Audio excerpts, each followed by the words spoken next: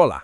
Hoje a gente vai conversar sobre um assunto fascinante e que gera muita curiosidade: o batismo infantil. Mas olha, a ideia aqui não é criar polêmica. É, na verdade, fazer uma viagem no tempo, lá para as raízes da fé e tentar entender como a história da aliança de Deus com as famílias se desenrola na Bíblia. E a gente já começa com a pergunta de $1 milhão, né? É uma dúvida super sincera e muito comum, e sinceramente é o melhor ponto de partida que a gente poderia ter para mergulhar nessa história e ver o que a Bíblia nos conta. Para a gente conseguir entender de verdade o batismo infantil, a gente precisa voltar, mas voltar muito. Não só para o Novo Testamento, mas lá para o comecinho de tudo, para a promessa que Deus fez a Abraão. Ali está a base, o alicerce de toda essa conversa. E aqui está ela, a promessa. Percebam a clareza disso.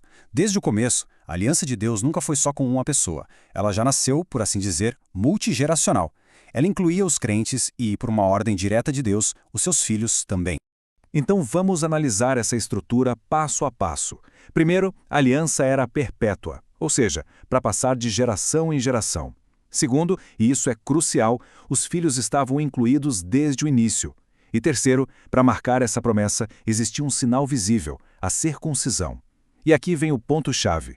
Esse sinal era aplicado em bebês com apenas 8 dias de vida. E aqui está o princípio que a gente precisa guardar. O próprio Deus estabeleceu esse modelo. O sinal da aliança era dado às crianças antes que elas tivessem idade para crer.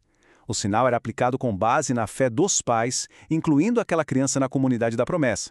Ok, entendido. Mas e na nova aliança? Com a chegada de Cristo, como essa promessa continua? Se a aliança, na sua essência, é a mesma, o que aconteceu com o sinal dela? Quando a gente coloca um do lado do outro, a continuidade fica muito clara. O significado, que ia ser um selo da fé, os participantes, que são os crentes e seus filhos, a ideia de ter um sinal visível, tudo permanece. A grande mudança não é na substância, mas na forma. O batismo cumpre em Cristo aquilo que a circuncisão apontava. E se existir alguma dúvida, o apóstolo Paulo constrói a ponte perfeita aqui. Ele conecta diretamente uma coisa na outra, chegando a chamar o batismo de a circuncisão de Cristo. A linguagem é muito direta. O batismo não é algo totalmente novo, mas sim o cumprimento que substitui o sinal antigo, trazendo todo o seu significado para a nova aliança. Tá, mas por que mudar de um rito com sangue para um com água? A lógica por trás disso é teologicamente linda. Com o sacrifício de Jesus na cruz, o Cordeiro de Deus, a necessidade de um sinal que derramasse sangue acabou. Agora, a água simboliza perfeitamente a purificação completa que o sangue de Cristo conquistou para nós. Certo. Vamos sair um pouco da teologia e olhar para a prática. Como a primeira geração da igreja, os apóstolos, aplicaram esse princípio da aliança nas famílias? Olha que incrível! Logo no primeiro sermão da história da igreja, no dia de Pentecostes, Pedro não inventa uma nova regra. Ele repete o padrão da aliança de Abraão. A promessa é para vocês e para os seus filhos.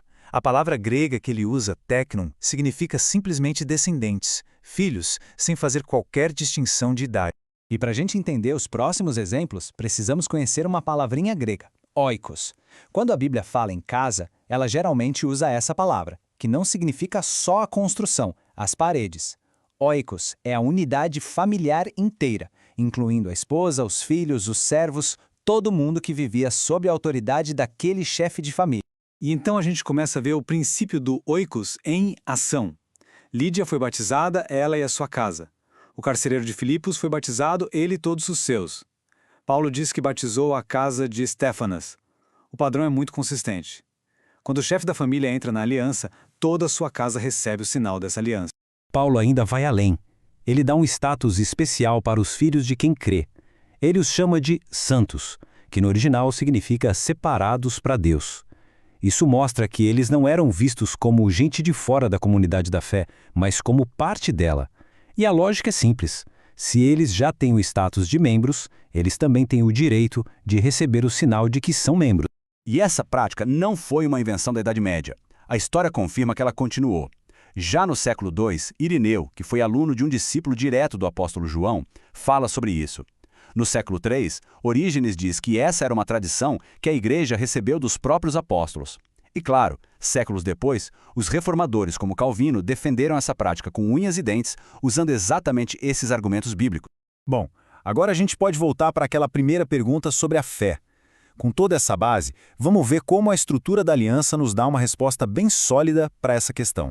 A questão toda é que a Bíblia nos mostra 2 modelos de entrada na aliança, e não um só. Para um adulto que vem de fora da fé como Abraão, a ordem é primeiro a fé, depois o sinal. Mas para uma criança que nasce dentro da comunidade da fé como Isaac, a ordem se inverte. Primeiro o sinal e depois a criança é criada e ensinada para que um dia professe essa fé por si mesma. Os 2 caminhos estão na Bíblia.